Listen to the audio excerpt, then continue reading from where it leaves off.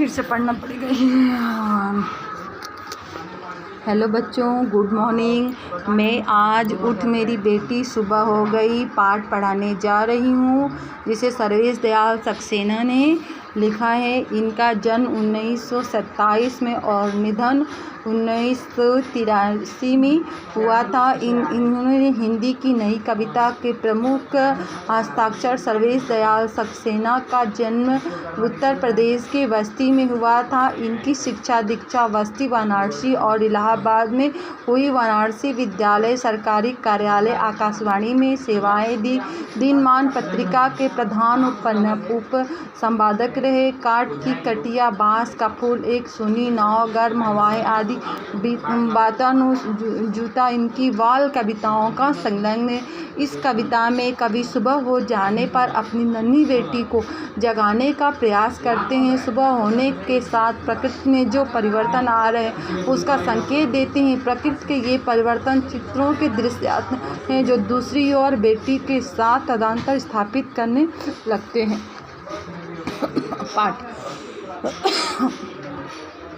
पेड़ों की झुनझुने बजने लगे, लुढ़कती आ रही है सूरज की लाल गेंद।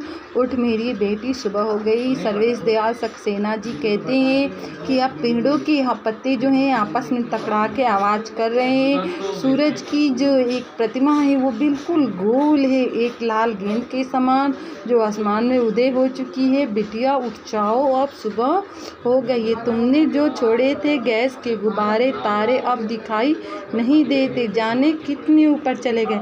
कई बार कहते हैं तुमने जो गैस के गुब्बारे छोड़े थे ना, वो अब सब दिखाई नहीं देते, तारे भी नहीं दिखाई देते, पता नहीं अब वो कहाँ कितनी ऊपर चले गए हैं। तूने जो नचाई थी फिरकी, चांद देख देख देख अब गिरा। उठ मेरी बेटी सुबह हो गई। तुमने जो फिरकी नचाई थी, मतलब तुमने जिस धागे को नचाया था, जैसे लगता था कि चांद अब गिरा, अब पता नहीं वो भी कहाँ खो गया है। बिटिया जग जाओ, सुबह हो गई। तुमने थपकियाँ देकर जिन गुड़ियों को सुला दिया था, पीले मुंह रंग आंखें मलते हुए बैठी हैं। कहते हैं कि तुमने जिन गुड़ियों को थपकियाँ देकर सुलाया था वो भी अब जग चुकी हैं।